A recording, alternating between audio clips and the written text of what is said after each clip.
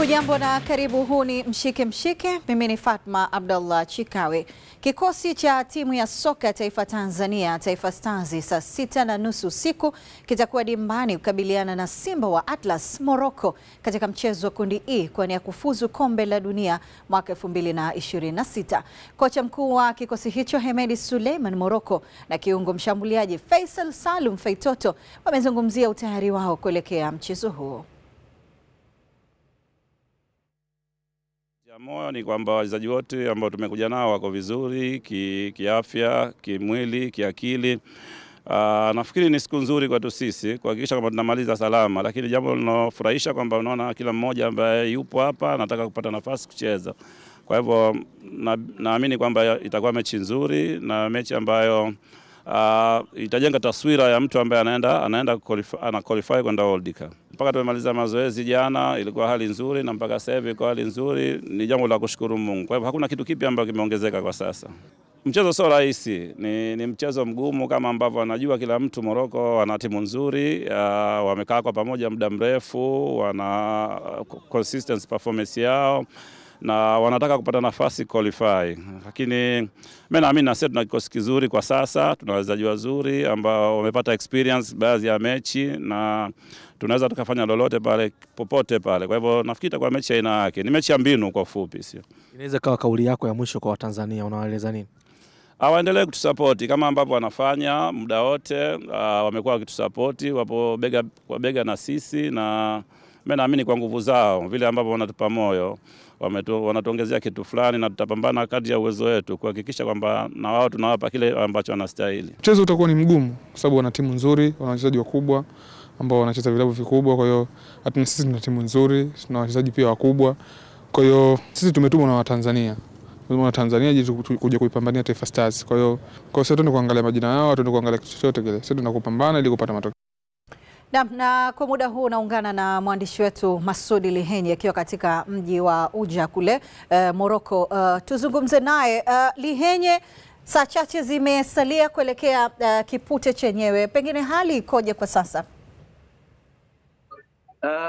Hali kwa sasa ni nzuri sana hapa Morocco kwa sababu siku mbili zilizopita tulipofika hapa hali ya hewa ilikuwa ya baridi sana.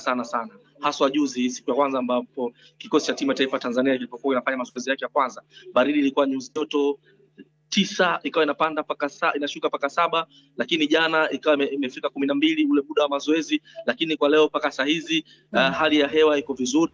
Tunamuomba Mwenyezi Mungu hali iendelee hivi ili wachezaji wetu waweze kuwa vizuri wakati wa mchezo. Lakini kwa kikosi chenyewe baada ya kufanya mazoezi siku hizi mbili, ukizungumza na mchezaji mmoja wanaonekana kabisa wanaohitaji mchezo, kwa sababu ukizingatia mchezo huu ni muhimu sana kwa timu ya taifa Tanzania. Endapo wakipoteza mchezo huu, matumaini ya kuendelea kuitafuta ile tiketi ya kufuzu kombe la dunia yatakuwa yamekufa. Lakini endapo wakishinda mchezo huu wa leo dhidi ya Morocco, matumaini yatakuwa makubwa sana ya kufuzu kwa mara ya kwanza. Hivyo hali halisi ya kikosi cha timu ya taifa kuanzia benchi la ufundi, viongozi ambao wameambatana na timu pamoja na wachezaji, kila mmoja ukimwangalia uso wake anaonesha uso wa matumaini kuwa leo hii kikosi hiki kinaenda kupata matokeo ugenini dhidi ya Morocco. Kama ambavyo Tanzania ina uhitaji wa alama 3, matokeo ya ushindi, hata Morocco na wenyewe pia wana uhitaji wa matokeo chanya. Namna ambavyo mmepita mitaani huko, wakazi wa maeneo hayo au pengine hata pale ambapo mmeshuka airport, wanazungumza nini kuelekea mchezo huu? Wakazi wa mji huu wa Ujda wanaonekana kabisa wako tayari kuhakikisha wanaenda kuipa support timu yao katika uwanja wa manispaa hapa ya Ujda. Na kupita barabarani, wale watu ambao wanauzaga zile bendera, skafu, wanaonekana wapo wanauza maeneo mbalimbali ya hapa Ujda. Kwa hiyo inaonekana kabisa watu wa Morocco wako tayari kwa ajili ya mchezo huu. Lakini ukiangalia watu wanapozungumza barabarani au tuliposhuka pale airport, baadhi ya wachezaji wetu wanafahamika hapa Morocco, akiwemo Hepgodi Msuva anafahamika Morocco kwa sababu amewahi kucheza hapa. Selemani Mwalimu anafahamika hapa Morocco kwa sababu amecheza hapa, na baadhi ya wadau wengi wa hapa Morocco ambao wanafuatilia mpira wa Afrika kuifahamu timu ya taifa ya Tanzania. Hivyo mchezo huu unazungumzwa sana kwa sababu mchezo uliopita dhidi ya Niger ulichezwa katika uwanja ambao mchezo huu unaenda kuchezwa. Hivyo taarifa ya mchezo inaonekana ni kubwa, na ukipita mitaani ulinzi umeimarishwa kwa kiasi kikubwa. Kila pembe ya mji huu kuna gari la askari kwa ajili ya mchezo huu kuhakikisha ulinzi unakuwa salama na mchezo uweze kufanyika kwa salama, kila mtu aweze kutoka salama katika mchezo huu. Dakika ngapi au pengine ni saa ngapi labda mnazo kabla kuelekea uwanjani? Kwa sasa hapa Morocco saizi ni saa 12 na dakika 6. Manake unazidisha masaa 3. Kwa hiyo itakuwa ni saa 3 na dakika 6 nyumbani Tanzania. Hivyo ifikapo saa 1:45 kikosi kitatoka hapa katika hoteli ambayo wamefikia kuelekea uwanjani kwa ajili ya mchezo. Kwa hiyo tumebakiza kama lisali moja hivi na dakika 45 kutoka hapa uwanjani kuelekea katika mchezo. Muda uchache ujao wanajua Tanzania nyewe mshafuru sasa hivi. Baadhi ya wachezaji ambao wamefunga kwa Resma pamoja na mwezi mtukufu wa Ramadhani wataenda katika eneo la kufuturu, na baada ya kufuturu maandalizi ya kuelekea uwanjani yataanza. Lihenye, tukushukuru sana na kila laheri pia. Nakushukuru sana Fatuma Abdallah Chikawe. Ni mwenzetu huyo Masoud Lihenye, mwandishi wetu ambaye tunazungumza naye akiwa kule Morocco, ameambatana na kikosi hicho cha timu ya soka taifa Tanzania, Taifa Stars. Lakini hapa nyumbani tukirejea, golikipa wa zamani wa Young Africans na Taifa Stars Juma Pondamali Mensa yameshauri Taifa Stars kuingia uwanjani wakiwa na heshima dhidi ya wenyeji wao Morocco katika mchezo huo wa kuania kufuzu kombe la dunia. Wastani wa binadamu yote au wachezaji mpira wa Tanzania au washabiki wa Tanzania watajua kabisa mechi ni ngumu. Lakini mimi kwa mpango wangu, kwa kocha wangu Morocco, mimi najua kabisa kwamba cha kwanza kinatoka kwamba kitaka kimsaidie katika mechi ya away acheze kwa discipline. Na moja ya discipline waheshimu wale. Kwa heshima maana yake sio mpaki basi, hapana. Kwa heshima unafanya marking kwa kule kwao juu. Unatuma watu watatu, alafu katikati unaweka sangine watu watano, unapata compact pa watu wasipenye pale kupenetrate kuja huku nyuma. Tukicheza kwa heshima, kwa kuwazuilia kwa juu, watapata tabu sana kuja kwetu. Lakini ukiwazuilia kwa chini, imani unawalahisisha wao kulishambulia ile goli. Kwa hivyo naamini kabisa kwamba tukicheza kwa nidhamu na tukicheza kwa discipline, kwamba mwalimu kataka nini, mimi naamini wakipambana wanaweza kufanya jambo. Mabeki wetu tunajua wakina Shabalala ndio watu tunawategemea. Kwa hivyo kuangalia madefender wetu wote walikuwa wako pale, sio wenyewe tunawajua. Pamoja mbele kule mtu mmoja ndio kapunguzwa, Samata hatakuwepo, lakini Msuva na wengine kila Mzize nadhani watafanya kazi hiyo. Ila ugumu wa mechi hiyo inakuja kitu kimoja. Mechi hiyo ndio kaichezwa box to box. Ndio maana kama tukienda kushambulia kwao tumeenda wote na tukirudi kwetu tuwe wote. Box to box nadhani walimu wanaelewa hiyo. Inaitwa compact hiyo. Don't give your opponent chance. Bona hiyo ndio maana unakutana naye kati mmefika pressurize, inataka iwe kubwa, lakini tusiwape time mpaka na control, mpaka anageuka, mpaka anatia cross au anapiga. Hiyo itatufunga. Tuna kazi kubwa ya kufanya tuko huko. Kama zitakuwa zimeenda ile 100%, basi naamini kabisa kwamba Watanzania wanaweza wakacheka. Na kwa baadhi ya mashabiki wa soka na wenyewe wametoa maoni yao kuelekea mchezo huo kati ya Morocco na Tanzania, lakini kubwa wanaitakia kila laheri Taifa Stars. Ukiangalia kwenye makaratasi sisi na Morocco tumeachana mbali sana, lakini mpira una matokeo yake.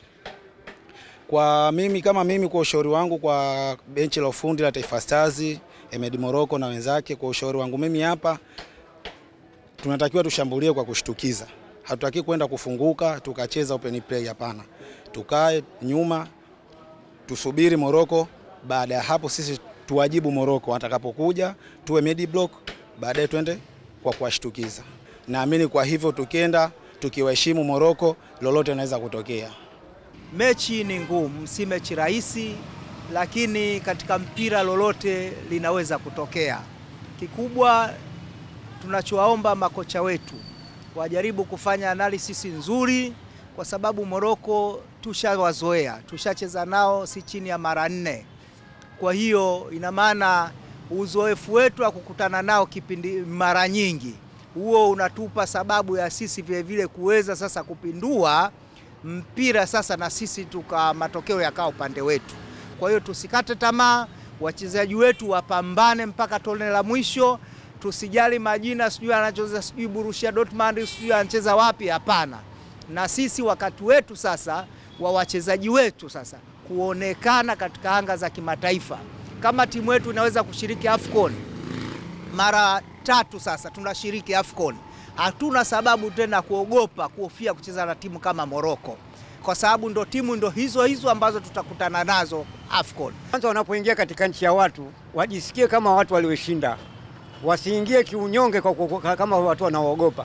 Ukishatangulia kuogopa lazima jambo labda madhara yatakutokea. Kwa hiyo wanapoingia pale kwanza wasiingie na ushawishi wa kujifanya kama wanyonge, waingie kama watu waliofurahi au waingie kama watu walioshinda. Na Mwenyezi Mungu inshallah anaweza akajalia, kwa sababu mpira ni dakika 90 na dakika 90, katika dakika 90 dakika inaongea goli ni hii. Kwa hiyo wasiogope dakika inazoizwa 90, waogope dakika inayoitwa moja. Ni mbaya sana. Haya, kazi ni kwao kuamua kuchukua ushauri, kufanyia kazi, kutoka kufanyia kazi. Kikubwa kila mtu anatoa yale ya moyoni, lakini wote hawa ukisikiliza mwisho wa siku wanatamani kuiona Taifa Stars ikiingia kibabe na sio kinyonge, mwisho wa siku ipate matokeo chanya. Naungana na Dickson Majaliwa, mchambuzi wetu wa soka, aje hapa kuona kile ambacho kinaendelea kuelekea mchezo huu. Kimsikiliza kila mmoja anaiamini Morocco ni timu kubwa, ni timu nzuri, lakini kwa hapa Taifa Stars ilipofikia kuna haja ya kuja na plani mbadala kuhakikisha hawafungwi bali wanapata matokeo chanya. Yeah, kwenye mechi kama hizi ni mechi ambazo kuna vitu vingi sana wachezaji wanatakiwa wafanye ambavyo ni vya ziada, yani kuliko zile mbinu ambazo mwalimu anawaambia na vitu vingine vyote ambavyo vinahusiana na mpira. Kwenye uhalisia Morocco na wachezaji wazuri ambao wanacheza Europe kuzidi wa kwetu, lakini tumeshakuwa kwenye hizi nyakati nyingi. Hizi ni mechi ambazo tumecheza na Morocco, tumekutana mno mara nyingi. Yani hata kama ni mchezaji tayari umeshazoea kukutana na wachezaji wa Morocco, kwa hiyo hakuna surprises kubwa ambazo unakutana nao ukikutana na Ashraf Hakimi, hakuna surprise kubwa ukikutana na Azzedine Onai kwa sababu umeshacheza nao, na kama kuna video tape ambazo unaangalia unaanza kuanalyze, unatafuta weak point zao ziko wapi, sehemu ambayo wana madhaifu, una minimize, kwa sababu kuizuia timu kama hii ambayo ina quality kwenye kila sehemu, kwa sababu defense yao ni nzuri, kiungo chao ambacho kwa kiasi kikubwa leo watataka kukaa na mpira muda mwingi pia ni wazuri. Kwa hiyo wewe unajaribu kuangalia namna gani unaweza minimize, wafanye wao vulnerable. Ni kitu ambacho naamini kwa mechi kadhaa ambazo zimepita tumekuwa kwenye situation. Kwa mfano mechi ya mwisho ya kufuzu kwenda AFCON ilikuwa ni mechi ambayo tulikuwa tested na tukaonyesha kwamba sasa hivi tumeshakuwa wakubwa kiakili kwenye kupambana mechi kama hizo. Kwa hiyo ni mechi ambayo wachezaji wanatakiwa jitoe, kwa sababu mwisho wa siku wao ndio wanaweza wakafanya vitu vitokee. Morocco anaweza akawa ameelezea kila kitu, but wao ndio wana kila kitu cha kufanya vitu vitokee. Wanasema ukiwa mchambuzi jicho la ukocha ni silaha yako nyingine. Maoni yamesikika mengi, takriban wiki nzima kila mtu anazunguka. Juma Pondamali anasema kama kuna kitu wanatakiwa kwenda kufanya, wakienda kushambulia waende pamoja, wakienda kuzuia waende pamoja. Kauli hii inaweza ikawa ina mantiki kiasi gani kwa wewe kuelekea katika mchezo wa namna hii? That's a pressing game ambayo inahitaji sasa wachezaji wenyewe kujituma, kwa sababu ukicheza mpira wa hivi inatakiwa usave energy ya hapo baadaye, kwa sababu muda wote ukifanya hivi na maana Morocco ndio atakuwa na mpira. Na ndio nimezungumza hapo, wewe unaweza kwa minimize vipi timu ikikana mpira kwa muda mrefu, unaweza ukaiboa kwa sababu itakuwa na mpira afu haifanye kitu chochote. Yani kuna ufanisi ambao unaweza ikakosa muda mwingi na mpira, lakini nyinyi mkipata mpira mara moja tu mnakutana huo mpira kuwa na faida kwenu, mnaweza mkatumia counter attack. Sasa hiyo itarudi kwa wachezaji ambao ni washambuliaji, kina Msuva kuwa clean kwa mbele ya goli, kina Kip Dennis kuwa clean kwa mbele ya goli. Kwa hiyo ni vitu vingi ambavyo vinachangia. Kwanza defenders kuwa wazuri, kwa sababu wao ndio the first line of defense, then una viungo, then una washambuliaji. Hiyo kazi ikifanyika kwa wote, nafikiri matokeo yanaweza kupatikana. Tuweke nukta hapo. Huu ni mshike, tunarejea hivi punde.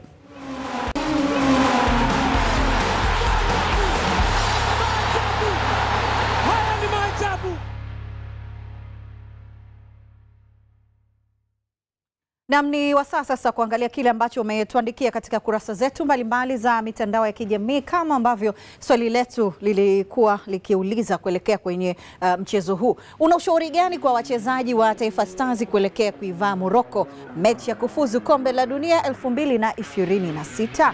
Tuanzie na ukurasa wetu wa Instagram. Suke John anasema kwanza kujituma, pili kulipambania taifa lao la Tanzania, tatu kucheza na akili za Waarabu, angalau tutoke sare tasa, maana ni mchezo mgumu sana. Lakini Bakari Saria anasema wachezaji waingie kiwanjani kwa kuwaheshimu wapinzani kwa sababu Morocco ni mpinzani mgumu kwetu. Lawrence Mbunda anasema wacheze kwa kujituma sana, kwani hata sare itatusaidia kuelekea mechi zetu za nyumbani. Kwenye ukurasa wetu wa Facebook maoni yako, Glory Daniel anasema nashauri waingie kama timu ya pili, wawaheshimu Morocco maana wana wachezaji wenye quality. Kwenye kosa moja wanakuadhibu, ingawa na sisi tuna wachezaji wenye quality. Ili tushinde mchezo huu lazima mipira ipite nyuma ya migongo ya mabeki wa Morocco. Dua zetu wananchi. Kidunye de Matias anasema wanatakiwa kujua wametoka na kwenda miles nyingi nyuma yao, wakiziacha familia zao kwa sababu ya kuipeperusha bendera ya Tanzania. Kitu pekee ni kujitolea kwa hali na mali ili waweze kupata ushindi ambao wao pamoja na familia zao na Watanzania kwa ujumla wataufurahia, maana sote tupo nyuma yao. Lamek Semango anasema ni lazima timu icheze bila woga na kucheza kwa kupunguza uwanja, kucheza kwenye nafasi na kushambulia kwa kushtukiza. Tukikamilisha na ukurasa wetu wa X, Michael Mwanakatwe anasema ushauri hautakiwi sana, ila kocha apange kikosi cha kuiheshimu Morocco, then tushambulie kwa kushtukiza, maana tunaocheza nao wametuzidi kila idara, la sivyo dhahama itatukuta. Lakini Wise Focus anasema ushauri wangu wachezaji wawe watulivu tu, mimi naamini tunaweza tukafanya vizuri. Mimi nina imani na Mirosh kwa sababu nikiangalia game waliocheza dhidi ya Amrabat kwenye ligi ya Uturuki, Goztepe dhidi ya Fenerbahce alitulia sana. Kila laheri Taifa Stars. Na tukamilisha official Eddie ameweka formation hapo 3-5-3. Unasemaje? Nafikiri mechi ya hivi sio mechi ambayo inahitaji taarifa nyingi mno kwa wachezaji, kwa sababu taarifa nyingi kwa wachezaji inaweza ikafanya asijiamini sana, kwa sababu atakuwa anaogopa kufanya makosa fulani. Kwa hiyo ni wachezaji wenyewe kujituma. Yaani kuna mechi ukikaa na coach kwenye dressing room atakwambia tunatakiwa tucheze hivi kwa sababu is all about detail, lakini kuna mechi kwa sababu Morocco unajua amekuzidi kwenye karibia sehemu zote, kwa hiyo mko limited. So wachezaji wanatakiwa wapambane, wakimbize. Yaani kuna kupress, kuna kuchase game. Sasa sisi tunatakiwa leo tuwakimbize Morocco. Kila wanapokuwa na mpira wachezaji wetu wawepo hiyo sehemu. Hiyo inaweza ikawafanya wakaboeka, kwa sababu muda mwingi wanaweza wakafanya faulu ambazo ni technical fouls ambazo zinaweza zikawa na faida kwetu. Kwa hiyo nafikiri ni game ambayo wachezaji iko kwenye kichwa chao sana na watakiwa kuwa na habari nyingi zaidi ya kwenda kupambana. Tukushukuru sana.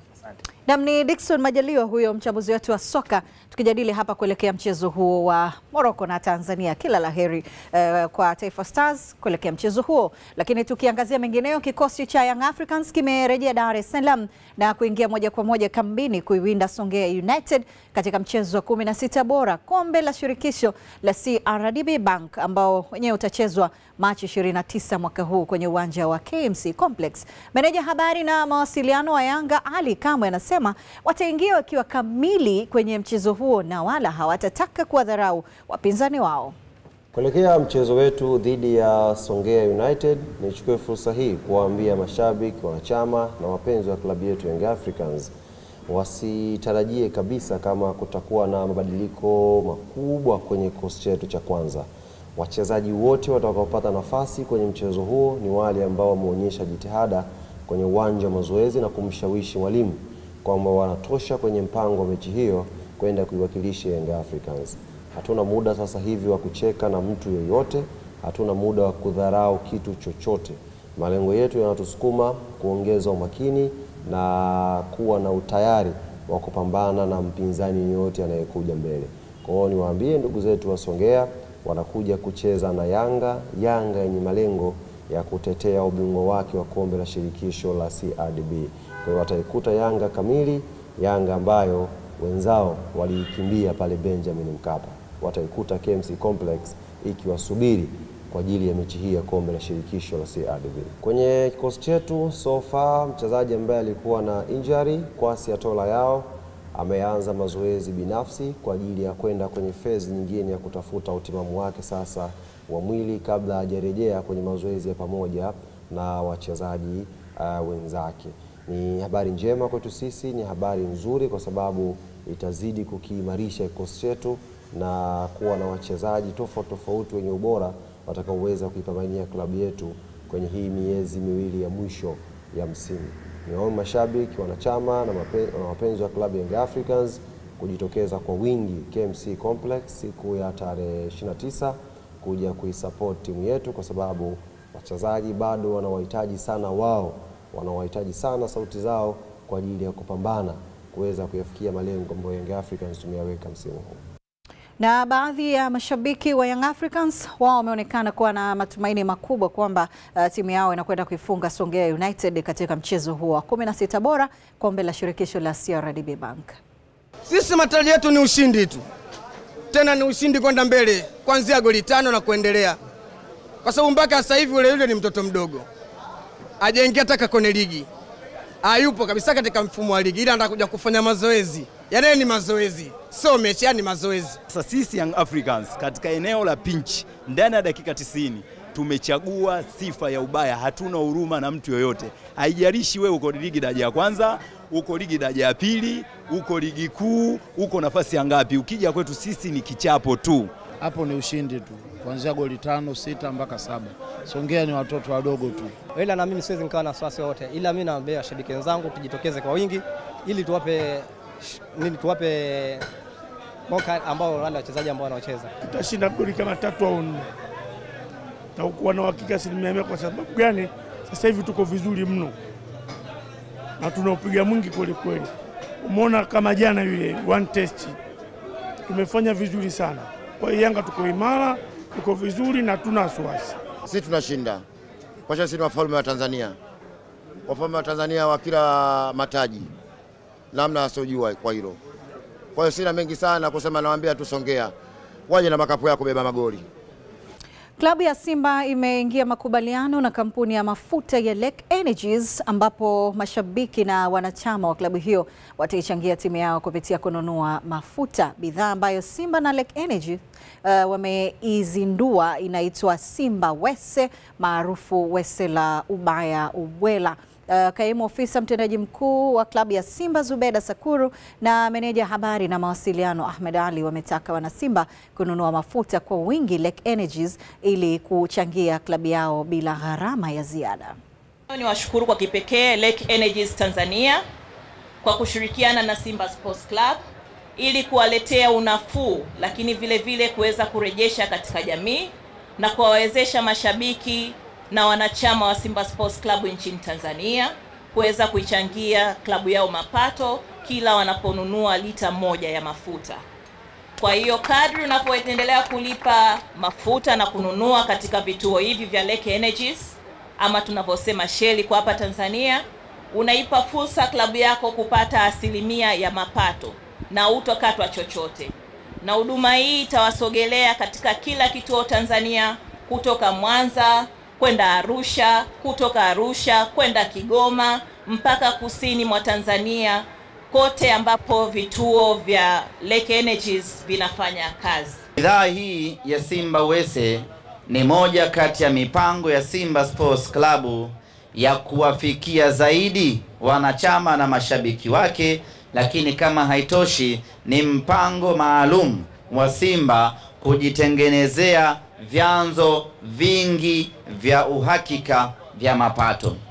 Kila mmoja anamiliki chombo cha usafiri ama anatumia chombo cha usafiri, maana yake ni kwamba analazimika kutumia mafuta. Nenda kaweke mafuta, lipa ama fanya malipo yako kwa kutumia mtandao wako wa simu. Ukilipa kwa mtandao wa simu kwa kutumia namba maalum ama QR code ukaskani pale, na Simba Sports tunaokota fungu letu, tunakwenda kuwalipa wakina Chasambi, wanakwenda kutufanyia ubaya ubwela mnyama yule nusu finali. Simba ubaya ubwela. Baadhi ya mashabiki wa Simba wana shauku kubwa kuiona timu yao ikipata ushindi dhidi ya Bigman FC ya Lindi katika mchezo wa 16 bora kombe la shirikisho la CRDB Bank ambao utachezwa Machi 27 mwaka huu kwenye uwanja wa KMC Complex. Timu yetu si imekaa vizuri. Timu yetu ya kwanza mpaka tunacheza na Yanga tulikuwa tuna 10% ya uwezo wa kikosi. Sasa hivi tushafikia kwenye 60%. Na tuna matumaini makubwa kwamba tutafika mbali mpaka kombe tutachukua shirikisho, matumaini yangu. Na nafikiri mpira ukichezwa unaonekana. Hakuna ujanja sisi kwetu. Mipango hakuna, mipango ladhi ile kama ya wenzetu kule haipatikani. Mpira unachezwa na wachezaji wanaonekana, na wachezaji wetu sisi wanauzika. Hata ukiangalia asilimia kubwa wachezaji wetu wengi wapo katika timu zao za taifa, zikichezwa wanakuwa wanaitwa. Kwa hiyo nina matumaini makubwa, sio shirikisho tu, hata kama tungekuwa kwenye klabu bingwa basi tungefanya vizuri. Sisi tunapiga tu pale. Pale tunapiga. Yale ni mazoezi yetu sisi ya kwenda kwenye shirikisho mbele. Pale tunafanya mazoezi na nimekuwa vizuri kwa sababu tunafanya wale mazoezi tunaondoka kwenda kufanya. Kwa hiyo wachezaji watakuwa wamepata kidogo, mwili utakuwa umechangamka, lakini kwa wale pale sisi tunawafunga tu. Wala hakuna discussion kwa pale. Tuna uhakika wa 100% kushinda. Pamoja mpira na matokeo yake, kama mpira kuna mpira kudunda.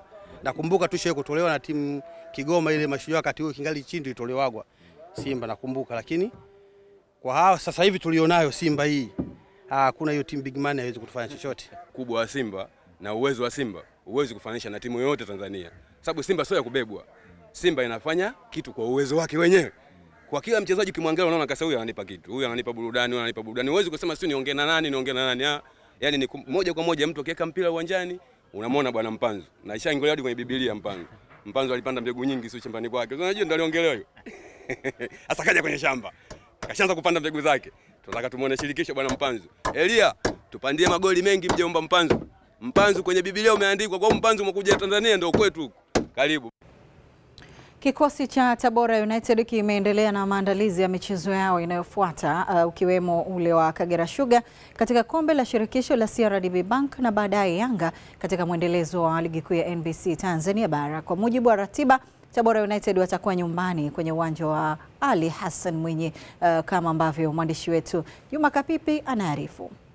Kwa majuma kadhaa sasa Tabora United imekuwa ikijifua vema kwa ajili ya kuikabili Kagera Sugar na hata michezo mingine inayofuata, lakini mchezo ulioko mbele yao kwa sasa ni ule wa kombe la shirikisho la CRDB ambao utapigwa March 28 katika dimba la Ali Hassan Mwinyi. Kocha mkuu wa magolikipa wa Tabora United Razak Siwa anasema kwa sasa kwa michezo iliyoko mbele yao hakuna kulala. Nafikiria mechi ya tarehe 28 hiyo ndio the best things, kwa sababu hiyo ni mechi ya mtoano, so tuko serious kwa hiyo mechi. Baada ya hapo ndo tutafikiria mechi ya tarehe 1, lakini kwa sasa hivi maandalizi yetu yote tunafanya juu ya Kagera, kwa sababu hiyo mechi ni FA na ni mtoano, so tuko very serious kwa hiyo mechi, sababu unajua tuko na coach mpya, so naye pia anaingiza mambo yake mapya, so ari iko juu sana kwa sababu yeye hajajua timu yake ni gani, so kila mmoja anafanya bidii ili makusudi kupata nafasi ya kucheza kwa timu. Kwa upande wao baadhi ya wachezaji wa Tabora United wanasema kwa sasa wao wapo tayari, kilichosalia ni kwenda uwanjani kwenda kuwasha moto. Tunazungumza hiyo mechi ya Ijumaa ndio itatusaidia pia kuelekea na mechi ya mwezi 4. Kwa jumla tuna mechi kama 4 ambao ziko tarehe 1 tarehe 5 I think. Tunasubiri mchezo mgumu na tutapambana mechi baada ya mechi kupata matokeo na kufanya vizuri. Mechi zote ni muhimu, tukianzia FA tukishinda tunaenda quarter final. Kwa tutahakikisha tunapata matokeo mazuri ili tuweze kukabiliana na mpinzani ambao tutapangwa naye mechi ijayo. And then mechi inayokuja ya Yanga, mechi ni kubwa na Yanga wana timu nzuri na tunajiandaa kwa ajili ya kupambana nao, na Mungu akijalia akituamsha siku hiyo salama tutapata matokeo inshallah. Basi ni hayo tu ndio yaliyojiri hapa katika uwanja wa Tabora Boys ambao Tabora United inautumia kama uwanja wake wa mazoezi, ikijifua vema kwa ajili ya michezo miwili, ni ule wa Kagera Sugar na ule wa Young African ambao utapigwa katika dimba la Ali Hassan Mwinyi hapa mjini Tabora. Mimi ni Juma Kapipi, Azam Sports, Tabora. Huu ni mshike tutakaporejea. Klabu ya Singida Black Stars yatangaza mpango wa kujenga viwanja vya mazoezi.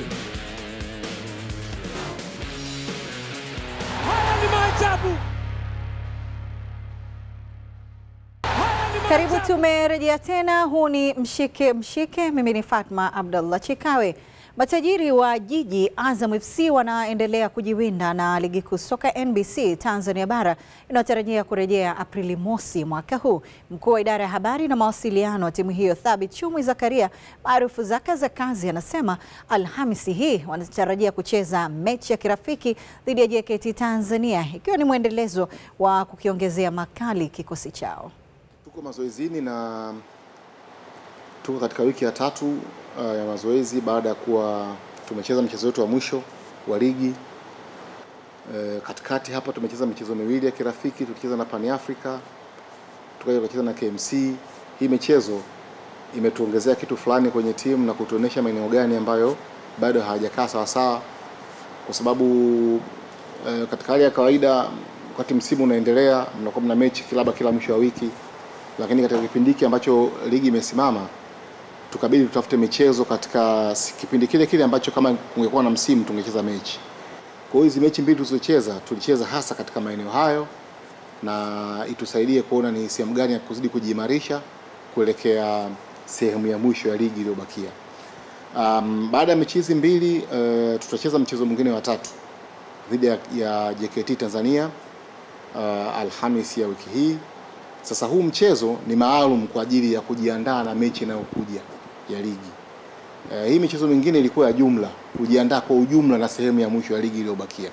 Lakini huu ni maalum kwa ajili ya mchezo unaofuata ambao ni dhidi ya Kengold, na hata ukiangalia hizi timu aina yake uchezaji ni zinacheza mpira unaofanana kidogo katika viwanja vinavyofanana kidogo. Kwa hiyo kucheza na JKT unapata picha fulani kuelekea mchezo wetu dhidi ya Kengold.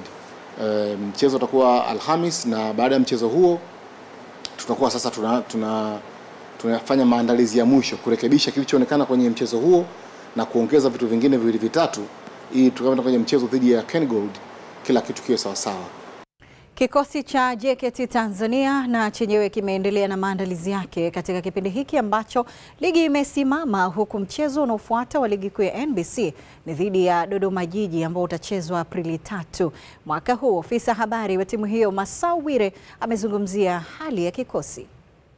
Malengo yetu kwa sasa ni kusonga mbele, na ili tusonge mbele ni kuhakikisha kichapo cha kizalendo kwa kweli hakiepukiki, na hilo ndilo tunaloondoka nalo. Na tunashukuru kwamba vijana wote wako sawa sawa, hatuna majeruhi, kiachilia mbali wale majeruhi wa kudumu ambao na wao pia wameanza kulikava, akiwemo Ilamfia ambaye alifanyiwa upasuaji wa goti kwa muda mrefu sasa, lakini ameanza mazoezi mepesi, ikimaanisha kwamba sasa anarudi uwanjani siku si nyingi. Morali ya vijana wetu iko juu sana, na wao wanajua nini kinatakiwa kwa sasa katika timu yetu ili kuhakikisha kwamba ligi ya msimu huu inapomalizika basi tuwe tumefikia moja ya malengo yetu tuliyojiwekea pindi msimu unaanza. Tulikuwa na malengo mawili. Lengo la kwanza lilikuwa la ubingwa, hilo tayari tumekwisha feli kwa sababu kuna timu ambazo zina alama ambazo hata tukishinda mechi zote hatuwezi kuzifikia. Lakini lengo la kuwa miongoni mwa timu 4 bora, top 4, bado hilo tuko ndani. Tunapambana kuhakikisha kwamba lengo hilo la pili la kuwa miongoni mwa timu 4 bora, 4 za juu, top 4, tunakuwa hapa. Kwa upande mwingine, Masau Wire amezungumzia timu yao ya wanawake JKT Queens baada ya kurejea kileleni mwa msimamo wa ligi kuu ya wanawake. Anatamba hapo ndipo wanapostahili. Nafasi ya kileleni hiyo ndio yetu. Hawa wengine ambao wamekuwa wakishikilia kwa muda mrefu tulijua tu wataiachia. Na kwa kuwa sasa tumekalia nafasi yetu, hatutarajii kuiachia mtu mwingine ambaye hastahili kuwa nayo. JKT Queens ndiyo malikia wa soka la wanawake Tanzania. Hakuna anayebisha. Kama ana mashaka basi huyo atakuwa ameingia juzi kwenye kufuatilia na kujua mpira wa wanawake Tanzania. Tunahitaji heshima yetu, tunahitaji uwezo wetu, tunahitaji ubora wetu utambulike kwa vitendo. Mechi hizi 5 zilizosalia tuhakikishe kwamba tunashinda zote na hatimaye tunatawazwa kuwa mabingwa wa soka la wanawake Tanzania na kupata nafasi ya kwenda katika mashindano ya Sekafa ambayo sisi ni wazoefu na wanajua kwamba tunaposhiriki mashindano yale, popote tutakapokuwa, popote atakapofanyika mashindano, basi lazima sisi kichapo cha kizalendo kitambulike na kiheshimike na timu kutoka mataifa mengine. Ni Masau Bwire huyo, ofisa habari wa timu za JKT Tanzania. Kikosi cha KMC kinaendelea na mazoezi katika uwanja wake wa nyumbani wa KMC Complex kujiandaa na mchezo wa ligi kuu ya NBC dhidi ya Tanzania Prisons ambao utachezwa mwanzoni mwa mwezi Aprili mwaka huu. Ofisa habari wa timu hiyo Khalid Chukuchuku ameeleza hali ya kikosi kwa sasa. Kila kitu kinakwenda vizuri, timu imetoka mapumziko na tayari imerejea kambini, na muda huu tunafanya mazoezi kwa ajili ya mchezo wetu unaofuata wa NBC Premier League dhidi ya Tanzania Prison, mchezo ambao unatarajiwa kuwa tarehe 2 ya mwezi wa 4. Lakini kikubwa zaidi ni namna ambavyo tumetumia international break. Tunafahamu timu nyingi zinakwenda mapumziko, lakini baadaye zinarejea kwa ajili ya kujiwinda kwa ajili ya mchezo ambao inafuata. Kwa international break tumetumia vizuri, wachezaji wako vizuri. Tunasubiria siku ya mchezo husika kuja kuonyesha Tanzania kitu gani ambacho tumekifanya kwenye international break. Hii nafasi tulikuwa tunahitaji sana kwa sababu tunafahamu hatakuwa na michezo mizuri kwenye michezo kadhaa nyuma iliyopita. Tulipoteza mchezo wa mwisho wa ligi kuu dhidi ya Fountain, lakini pia tulipoteza michezo mingine ya ligi kuu. Kwa tumetumia international break kwenda kurekebisha maeneo ambayo tulikuwa tunaona mapungufu. Naamini kurejea kwa ligi kuu tutarudi tukiwa na nguvu mpya na tutapambana kupata alama nyingi kwa ajili ya kufanya timu isaidie ligi kuu. Sasa hivi malengo ya timu yamebadilika. Mwanzo ilikuwa ni kumaliza top 4, lakini kwa namna ambavyo msimamo ulivyo na michezo ambayo tumebaki nayo, automatically mahesabu yanatukataa kumaliza top 4, lakini tutapush kumaliza katika nafasi za juu zaidi, labda nafasi ya 7, ya 6, ikiwezekana ya 5, lakini ligi ni ngumu sana, lakini tunapambana kuhakikisha timu inabaki ligi kuu. Siku moja baada ya kufanyika uzinduzi wa uwanja wa Airtel unaomilikiwa na klabu ya Singida Black Stars, mashabiki wa klabu hiyo wamemwagia sifa uwanja huo. Kwa upande wa viongozi wa Singida Black Stars, wenyewe wameeleza mikakati yao ya kuongeza viwanja vya mazoezi katika eneo hilo la Mtipa, manispaa ya Singida. Uwanja uko vizuri na pichi ya kueleweka, kwa sababu kama timu ndogo Black Star ina uwanja ni jambo la kushangaza sana. Kama timu kubwa hazina uwanja hata wa mazoezi, sasa mpaka tunapata vitu kama hivyo. Kwa hiyo tunamshukuru Mwenyezi Mungu kwa sababu maendeleo ni uwanja. Kama una uwanja mchezo wenyewe utashindikana. Singida ni nyumbani, Black Star ni timu yangu, so niko hapa kwa ajili ya kusupport timu. Nimefurahi kukutana na ndugu zangu wa nyumbani na watu wote. Kwa hiyo nina furaha sana. Nimepata hamasa baada ya kuambiwa kuna uwanja mpya umejengwa, lakini ni uwanja mzuri sana, wamejitahidi na wapa kongole. Kwanza natoa pongezi sana kwa bodi nzima ya Singida Black Stars kwa kuleta uwanja mzuri kabisa, uwanja ambao umemeremeta, uwanja ni kama wa Mambele. Kwa hiyo mimi nawapa pongezi sana bodi nzima ya Singida Black Stars. Singida Black Star hapa Mtipa Airtel Stadium ndio makao yetu makuu, na hii tumezindua leo awamu ya kwanza. Tutakuwa tuna awamu zingine mpaka uwanja wetu utakapokamilika pamoja na miundombinu yote tunayoenda kuendeleza. Of course uzinduzi huu kwanza unamaanisha kwamba soka la mkoa wa Singida linakwenda kunyanyuka, linakwenda juu kwa maana ya maendeleo katika mpira wa Tanzania, hususan pia ni Singida. Na huu ni mwanzo, tunatoa mifano na watu wengine waweze kuiga, kwa sababu unapozungumza ukuaji wa soka huwezi kuzungumza bila kugusia viwanja vya mchezo. Wito kwa wana Singida, kwa mashabiki wote wa mpira wa Singida na wanaoipenda Singida Black Stars, kwanza kuipenda timu yetu, ndio timu pekee ambayo inashiriki ligi kuu na bado inafanya vizuri sana. Kwa hiyo wito wangu tujitokeze kwa wingi inapocheza, lakini tuipende pia na kuisupport.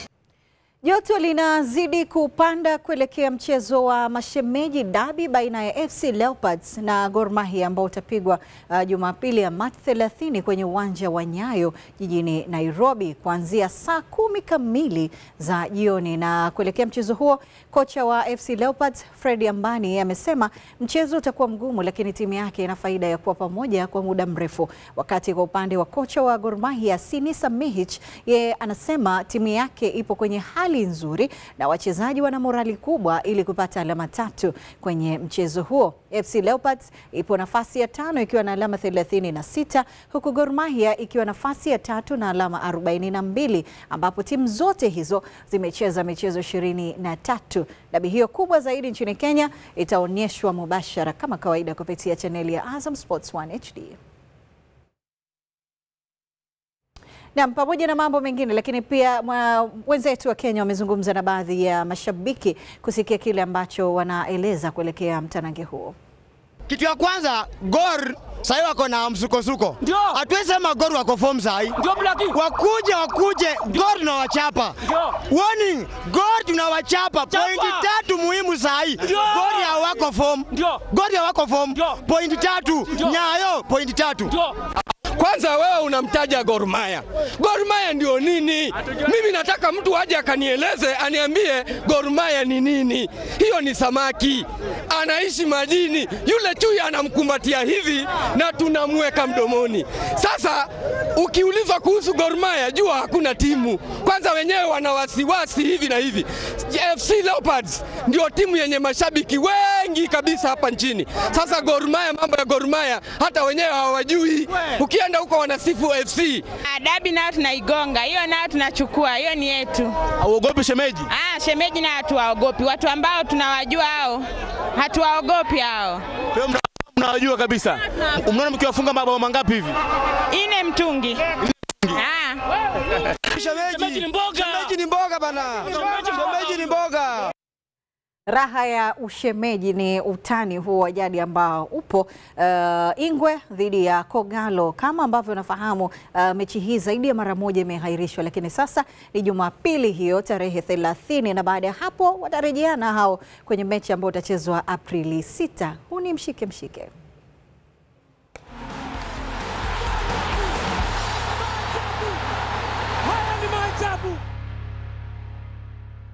Karibu tuendelee kuangazia mengineyo tulionayo. Zaidi ya wakimbiaji 2000 kutoka maeneo mbalimbali nchini wanataraji kushiriki katika mbio za utalii za Lake Victoria International Tourism Marathon ambazo zitafanyika jijini Mwanza mwezi Juni mwaka huu. Mbio hizo zitashirikisha pia wanawake wajawazito, ikiwa ni sehemu ya kuhamasisha umma kufanya mazoezi kwa afya zao.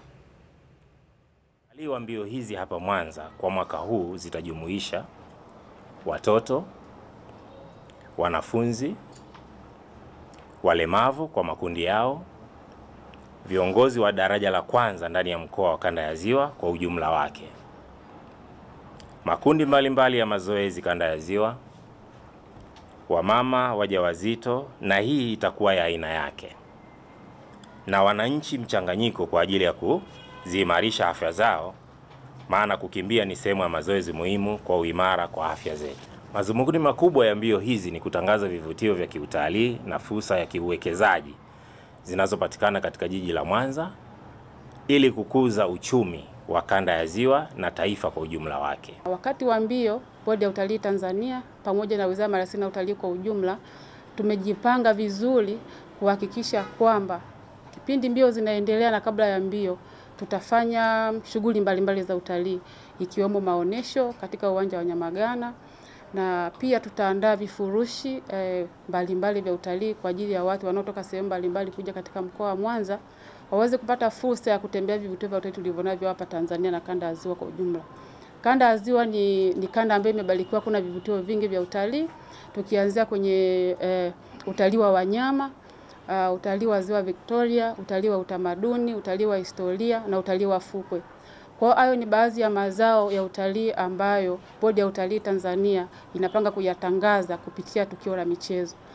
Na kukamilisha ni kufahamishe kwamba hatua ya makundi ya michuano ya Bi Mkubwa Ramadhan Cup inaendelea kurindima huko Hai mkoani Kilimanjaro, ambapo leo Lamasi FC imetoka suluhu dhidi ya Masama FC, lakini mchezo huo umevuta hisia za mashabiki wengi wa soka mjini Hai kutokana na timu ambayo zimekuwa zikishambuliana kwa zamu, ingawa safu zote za ushambuliaji zilikuwa butu. Hapo kesho Haflendan FC itashuka dimbani kuikabili Uzunguni FC uwanja wa Uzunguni Boma Ng'ombe. Kama kawaida nikukumbushe miongoni mwa taarifa tulizokuwa nazo siku huu. Tanzania Taifa Stars kushuka dimbani kuivaa Morocco kwa nia kufuzu kombe la dunia 2026. Wananchi Yanga kuingia kikamilifu dhidi ya Songea United kombe la shirikisho la CRDB Bank. Asante kwa kuungana nasi hapa katika Mshike Mshike. Kwa niaba ya wote, mimi ni Fatma Abdullah Chikayo, siku mwema.